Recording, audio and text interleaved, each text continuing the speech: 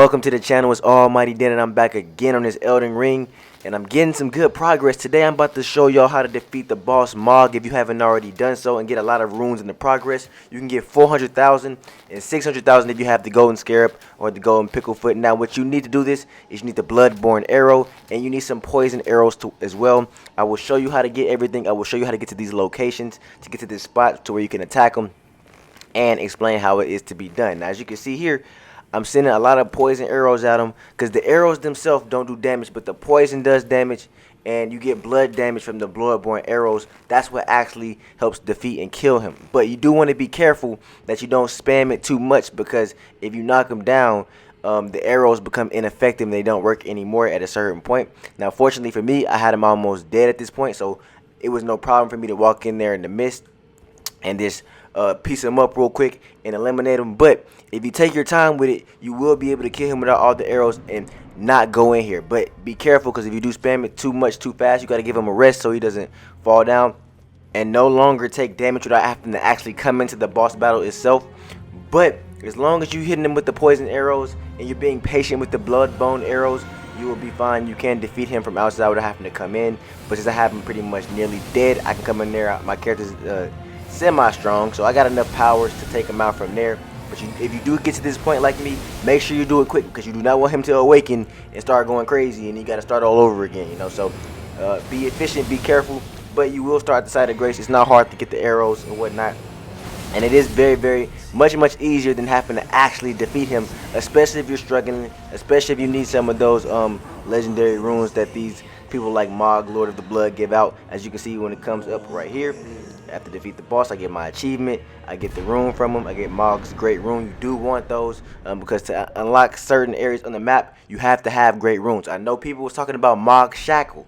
That was a good way as well, but I couldn't access that part of the map because I did not have enough great runes. Now the first thing you need to do to start this off is make sure you have an actual longbow. You need a longbow. A crossbow will not work. A crossbow will not work. You need a longbow. You can go to the round table, go to the twin maidens' huts, go to there. You can purchase the longbow from them, and then that's the very first thing you need to start this off. Once you have that, you'll be good to go. Now keep in mind, everything I'm about to show y'all, I just now found a lot of these locations today myself. Now the second location you want to go to, and I'm gonna put it on the map for you, but you do want to go to this merchant right here. This merchant is the isolated merchant shack. I'll zoom out for you so you can kind of have an idea of where it's at, but it's by the Dragon Barrel West. So if I zoom out, that's the location. If you don't have that site of grace right now, just put a marker down there and head in that direction, because he's right over there. That's pretty much what I do. That's what I did when I make these videos when I'm going somewhere for the first time, because before making this video I did not have that site of grace. And as you see, you want to buy as many serpent arrows as you can, close to 200. So if you have the runes, that's good. If you do not have the runes, then you need to go watch my last rune farming method, because that's pretty much what I do every time I need some runes. I just go back to that. I just fast travel back to the location. You get a quick like 12,000 runes every time you do it in like less than 5 seconds. So, and honestly, right after I bought these, I went there and did it again just so I could get some extras, so I didn't have to come back. But since you can fast travel for these and you can just buy them from him, these aren't that big of a deal. But the next place you need to go to is the fort. It is known as Fort Height. Now once you get over there, the primary thing you need to do is get the cookbook so that you can actually craft the bloodborne arrows. The bloodbone arrows, my fault. Once you actually get those, you also need to get some blood rolls. That's actually a lot around the castle. You need about 20 of those, so once you get those, you'll be good. I did not really fight anybody over here. I just ran into the castle, got what I needed, and bounced. I just rode on my horse. As you can see, I was kind of just exploring around, maybe trying to see if there was a site of grace. There is one nearby as well, so if you want to get that as well, that'd be a good idea. But at this point in the video, I hadn't got it yet. I just went into the castle. See Fort Height, we over there. You go straight ahead over there. I'm just trying to dodge some enemies, drop down, go in this room right here. Now once you go in this room right here, you can see there's an item that you can pick up. You pick it up off the skeleton, the cookbook, and then you can dip. Now there are some blood rose arrows over here. Not blood rose arrows, but some blood rose craftable flowers that you can pick up. You can pick those up because you will need about 20 of those to craft these arrows for the bloodbone arrows. And you do need those, so you know, take advantage. There are also some behind the castle and around the castle, so if you need more, if you don't already have any, I know a lot of you may already have some just by playing the game. That's cool. Then just go around there and get some more. Next place we're gonna go is the Ago Lake South. Over here we need to get some bones from some of these animals over here. If you know a better place to kill animals faster to get these bones, then that's cool. You know what I mean? I just went over here quickly because I know there's a bunch right here. Thin beast bones. We need about 20 of those. And whenever they disappear, I just go back to the site of grace. And then boom, I just keep repeating that. I didn't need that many, so honestly, I didn't have to do it that many times. So this wasn't a big thing, but I feel like getting the flowers and the bones, and then you also need some feathers once we're done with this as well. Once you have those 3 things in the cookbook, we're pretty much good to go. So it doesn't take long. It's not very hard to do. Anybody can do it. You know, it just may take a little bit of time, especially if you haven't found all the locations. And I right here, I went back to the first step. You know, just to kill some birds or whatnot, so we can get some of the feathers because we do need those.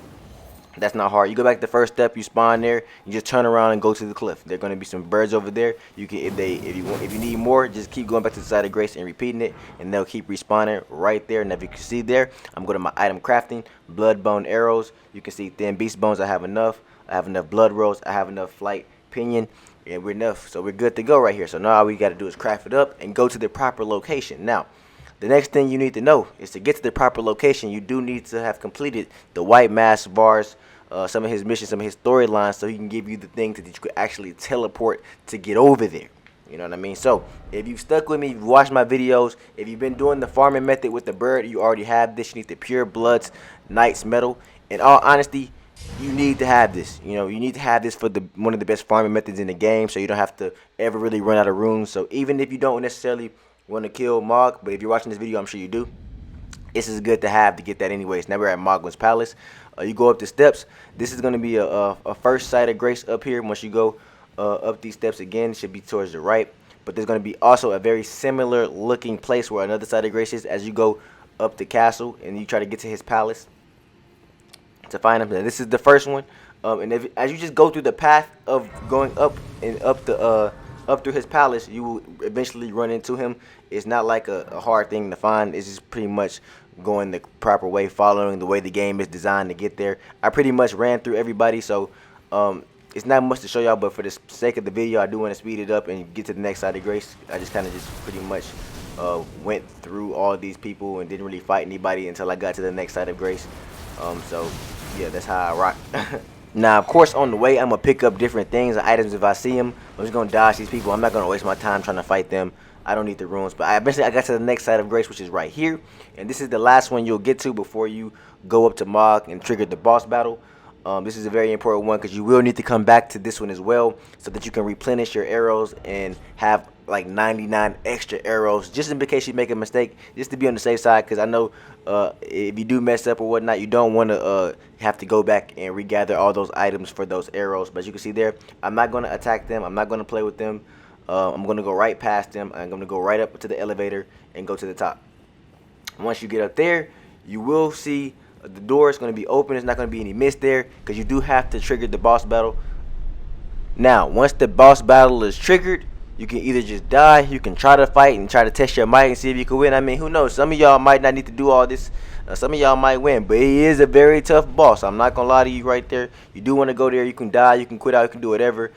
He just pretty much smacked me up, but I'm not even going to show y'all all that. You know, it's triggered right here, and then I'm put back outside, so he's smacking me up. Now what you want to do is go to your inventory. You want to drop 99 of the bloodbone arrows, and you want to drop the poison arrow, the serpent arrows as well. That's the ones that I'm referring to that we picked up at the beginning of the game. You want to drop 99 of those, and then you want to go back down to the site of grace and rest. Once you rest at your site of grace, you will have more arrows, and then you'll be able to pick those ones you dropped up. So you'll pretty much have double the arrows to take down Mogh and get to get his great rune, get the runes, and level up your character. So this is a very nice and efficient method.